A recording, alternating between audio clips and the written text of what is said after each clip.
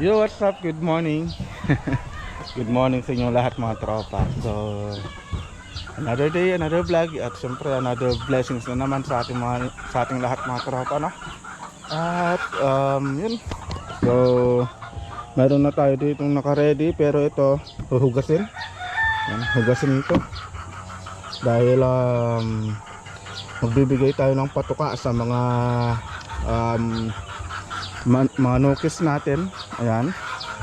At sisilipin muna natin yung mga chikiting natin dito. Ayan. Gutom na yata itong mga to ah. Oh. Ayan na sila mga tropa. Malalaki na. Malalaki na sila. Ito yung isa bumababa.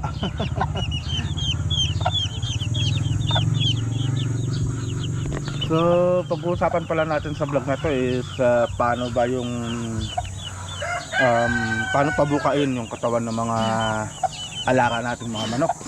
So, yun. At ituturo ko sa inyo mga tropa kung ano ba yung mga ginagamit ko at binibigay ko sa mga manok na panabong natin. At bago natin umpisahan yun, kailangan muna nating linisan. Siyempre dapat malinis muna yung mga patukaan nila. So yun.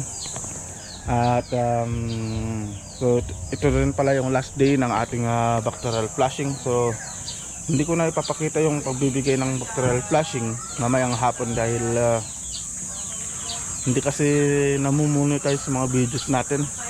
Kasi pag ganun na nire-review ni YouTube siya hindi siya monetize, hindi monetize yung video natin, kaya hindi na natin ipapakita yon.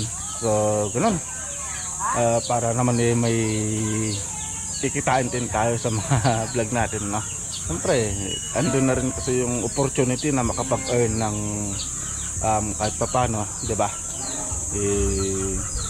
Hindi na natin dapat gawin yung mga ayaw na. So ang ayaw kasi nga is yung hinahawakan ko yung manok, yung parang hinuhuli yung mga alaga natin. Ayaw na lang ganun. So yun mga tropa na. At maglilinis muna tayo ng mga patukaan nila. Alright, so yun, umpisahan na natin to para magawa na natin to at matapos na. At para may pakita ko sa inyo kung paano mga ginagawa ko mga tropa. Right, so yun, simulan na natin ito. So yun mga tropa, muli tayo nagbabalik. At natapos na natin linisan lahat yung mga patukaan ng mga nokis natin. So ito na lahat ng mga patukaan nila mga tropa. At naka-ready na rin yung ating mga ibibigay na patuka. So may kulang pa kasi dyan, pero mamaya ko na ipapakita sa inyo. At ito yung mga sukatan natin. Ayan, dalawa. So ito yung sukatan natin ng pang umaga. Ayan, so ganyan siya oh. At ito rin yung sukatan natin sa hapon. So ganito lang yung binibigay natin na patukan nila tuwing hapon. At ito naman yung sa umaga. So ang kaibahan kasi ng mga tropa, mas marami kasi yung binibigay natin tuwing umaga dahil yun yung oras magmula ka sa umaga hanggang hapon. Yung mga nokis natin laging kumikilos yan, laging kumikilos. So kailangan nila ng mas maraming protein, energy. So ngayon ito namang mas maliit, siyempre gabi ang gagawin kasi ng mga manok na yan, matutulog lang ang mga yan. Kaya ganito lang, kasi may possibility na minsan hindi natutunawan ng mga manok natin. Iyon yung dahilan kung minsan bakit sila nagkakasakit. Ayan. So yun yung isang dahilan kung bakit hindi parehas ang binibigay natin na patuka. Tapos mga tropa, meron din tayo dito na ito gamit natin.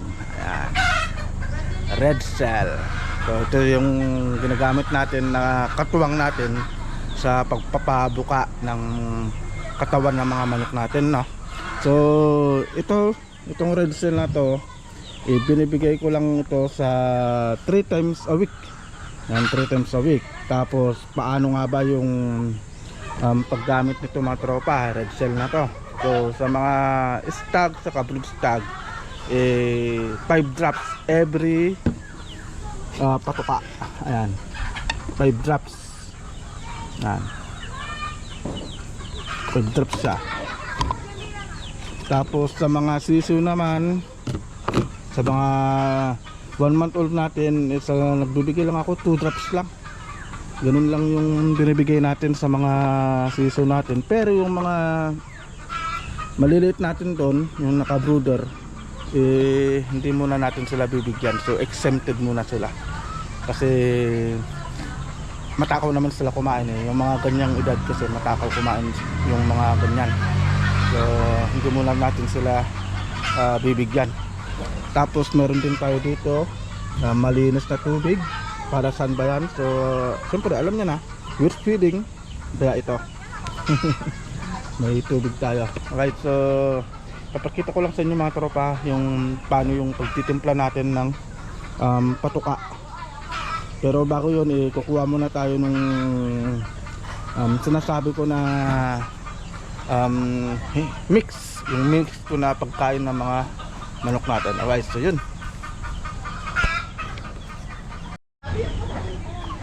So yun mga tropa, no? So ito pala yung minix natin na patuka ng mga ibang manok natin. So may crack corn. Tapos ito yung Integra 3 yung gamit natin. Ayan, ganyan, no? Mayroon siyang ganyan. Kasi yung crack corn kasi napakalakas nan para pampabulto ng katawan ng mga manok. Ayan. So mayroon din tayong greens. Ayan, no? Meron din. So bumili ako ng mga tropa kahapon. So nag mix tayo ng patuka. So yun. So yan yung mga bibigay natin na patuka ng mga manok natin. Tapos ito yung inner tone para sa mga brood stag. Tapos chick booster na 1 to 4 months. Tapos stag developer na 4 plus. Ayan, so yun yung mga ibibigay natin. So unahin natin yung sa mga sisiw natin mga tropa, no? At gamit natin red cell ulit. Ayan, red cell. So yan yung naka-ready na natin na mga bibigyan natin na patuka. Yun. So paano nga ba yung ginagawa ko dito mga tropa, no? Kung paano tayo mag bibigay ng pampabuka na pagkain ng manok. So yun, umpisan muna natin dito sa mga sisiw. So ganito mga tropa. Ayan, tapos gamitin natin itong chick booster. So yung chick booster natin na 1 to 4. Ay mga tropa, isang sukat. Bali dalawang sukat nito dahil yung isang kulungan is dalawa yung sisiw na nandun. So pinaghiwa-hiwalay ko sila gawa nga nung binabanatan kasi nila yung ibang mga kasama nila. Tapos na yung dito na papasok mga tropa yung red cell. Ayan, dito na papasok tong red cell na to. So pag sisiw kasi, pero ito mga tropa, 6 na drops to gawa nga nung dalawa sila. 1, 2, 3, 4, 5, 6. Ayun. Tapos lalagyan natin ng kunting tubig kasi syempre with feeding tayo. Kunti lang naman para lang mahalo yung binigay natin na red cell. Ayan, para kumalat.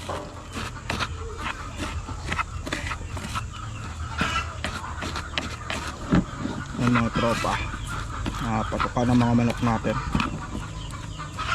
So ganyan lang yung ginagawa natin. So kulang pa sa tubig. Diba? Napakabusisi ng paghahanda ng patuka ng mga manok natin, no? Kadating yung isa. So yan mga tropa, so ganyan lang ito, ayan na siya. Ayan. Nahalo na yung red cell dito. Ayan.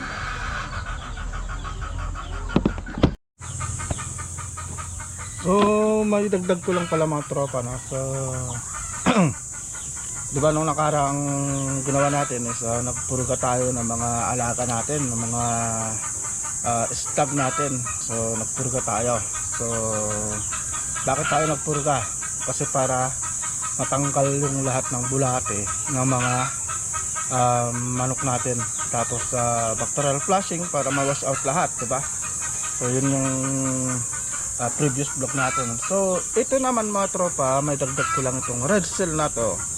Is ito yung ginagamit natin na pampatakaw sa mga manok natin.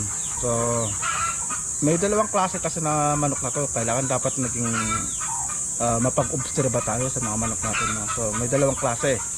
Mayroon isang manok na matakaw pero hindi siya bumubulto. Tapos mayroon din naman yung manok na hindi malakas sa kumain pero malaki yung katawan. So ngayon dito na papasok mga tropa sa unang sinabi ko, yung malakas kumain pero hindi bumubulto yung katawan. So dun papasok yung purga, yung pagpupurga. Ngayon dito naman papasok itong red cell na to dun sa malakas mahina kumain pero medyo malaki yung katawan. So dito papasok tong red cell na to. Pero ang ginawa ko kasi mga tropa, para maging malinis lahat yung mga laman loob ng mga manok natin, sabay ang purga tapos sabay ang red cell para lahat sila pantay-pantay yung bulto ng katawan, diba? So ganun yung paraan natin kung paano tayo magpabulto ng katawan. Tapos syempre sa patuka, ayan, kailangan kumpleto yung mix ng patuka natin. So may crack corn, so pinaka-importante to crack corn, tapos yung greens, tapos yung mga beans, and kumpleto lahat yan. Tapos sa mga broodstag naman natin, syempre mas lalo na doon, kailangan kumpletong kumpleto. Kaya mag inner tone ka, inner tone yung gamitin mo. So ganun mga tropa yung paraan natin ng pagpapabulto ng katawan ng mga nokis natin. So isa pang may dagdag mga tropa, dapat ganito ang gawin nyo sa umaga, mas marami yung patuka nila at mas kunti sa hapon. So napaka-effective nito, subukan nyo, sigurado. Nakikita nyo na lang, hindi nyo namamalayan yung mga manok nyo bumubulto na yung katawan. Pag ito sinunod nyo yung ginagawa ko at umepekto sa mga manok ng mga tropa, comment nyo ako.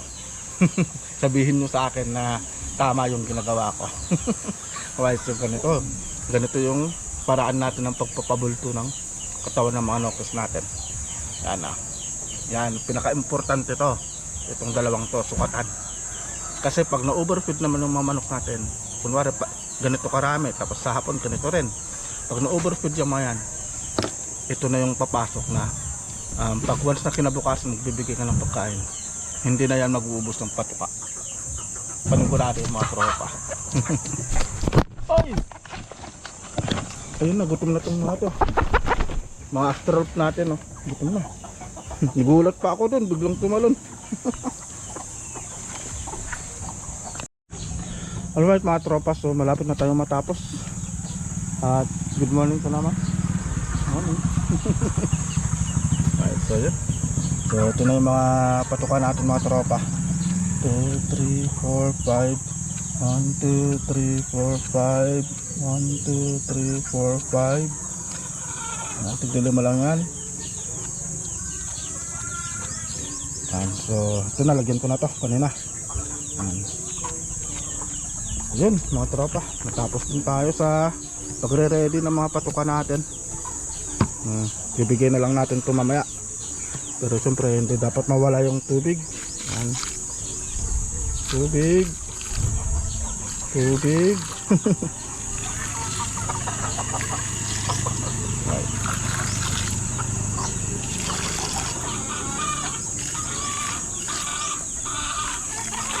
Right mga tropa, so ito papaano to mga tropa. So yan naman yung para sa mga naka-rinse natin. So lalagyan din natin yan, pero mas marami nga lang yung ibibigay natin dito kasi ito yung sa mga naka-rinse natin. Ayun yung mga ibang manok natin na hindi pa natin nahaharvest. So ito 1, 2, 3, 4, 5, 6, 7, 8, 9, 10.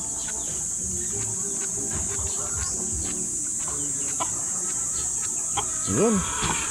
So 20 drops yan mga tropa. Kasi marami sila dito sa mini range natin, no? Lalagyan lang natin ng tubig to. Yan.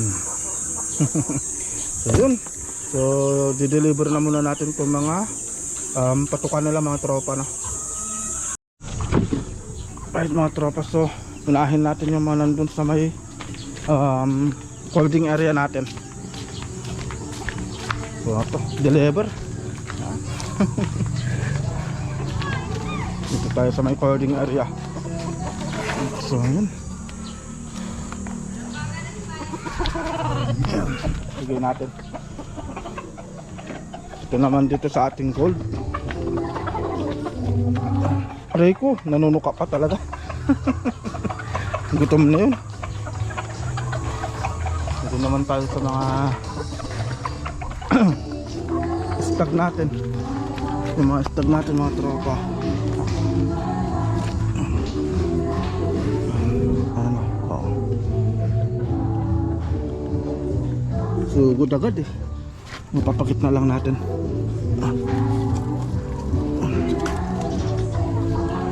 Tapos ito naman yung ating stag na gold.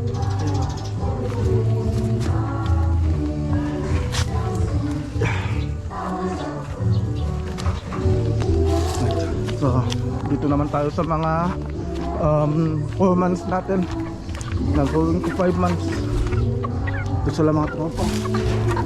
Pagkainan lang natin sila. So ito na yung mga pinurga natin nung isang araw. Yan.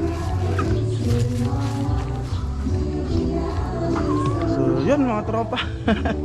At bago natin pala tapusin to yung vlog na to, papakain muna tayo ng mga chikiting natin. So para may pasilip ko rin naman yung mga sisiw natin. Kasi yung pagdi-deliver ng pagkain sa mga ibang manok natin is ganoon lang naman yung ginagawa natin. Ganoon lang, bibigay lang naman na natin yun. Pero ito yung pinaka-importante ka sa mga tropa, yung mga sisiw natin. So hindi ko na alam kung anong vlog na to. Basta ang alam ko nasa vlog 13 na yata tayo o 15 sa pagpapalaki ng sisiw. So lapit na tayong mag 2 weeks. Ito na yung mga sisiw natin.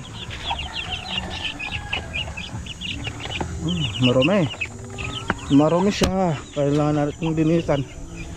Ano. So bibigyan natin dyan is Bitmin Pro. Bitmin Pro lang yung bibigyan natin sa mga nokos natin na chikiting.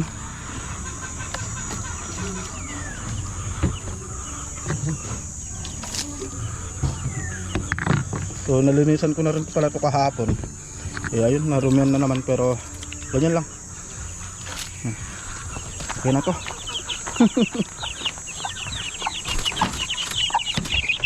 Mga tropa. Ay, so gutom na rin itong mga tropa. So ang lalakas kumain ng mga to.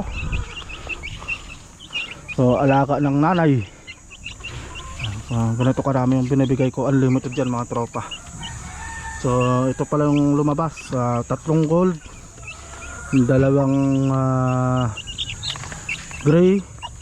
Tapos ito, hindi ko pa mawari kung ano to mga tropa. Ito, hindi ko pa mawari kung ano to.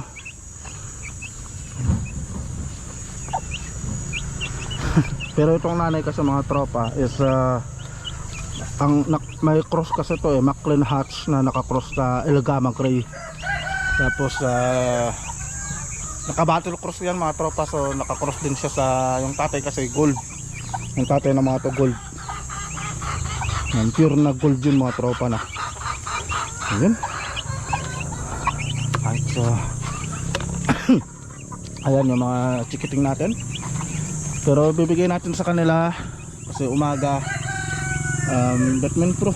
Ayan, Batman Pro na lang yung bibigay natin para may vitamins sila. So yun. So yun yung mga vlog natin mga tropa na. O ganun lang yung ginagawa natin kung paano tayo magpabuka ng mga nokis natin. Alright, so yun, dito na matatapos tong vlog na to, and see you sa next na vlog natin mga tropa.